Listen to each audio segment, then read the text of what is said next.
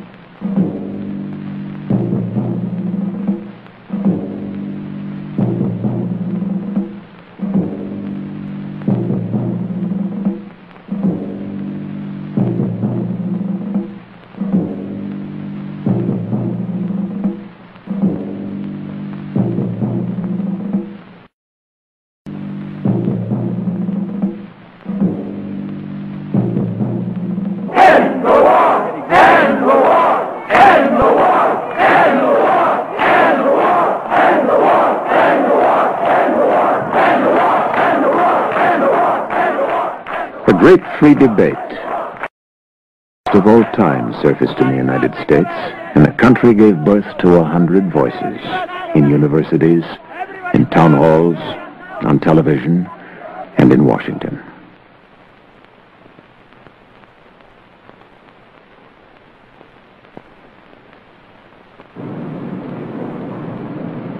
I'm opposed to this war not only because it is morally and legally wrong, but because I think it is destroying the good name and the leadership of the United States.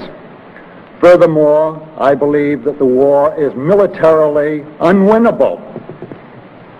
If we should succeed in bombing Vietnam to rubble, we will only find ourselves up against the Chinese. Look, what I could do with is more compassion and more sympathy with those tens of thousands of civilians in South Vietnam who have been killed and kidnapped by the Viet Cong and North Vietnamese forces as a matter of deliberate policy, and the far larger tens of thousands of South Vietnamese military who've been killed and wounded simply because North Vietnam is trying to seize South Vietnam by force.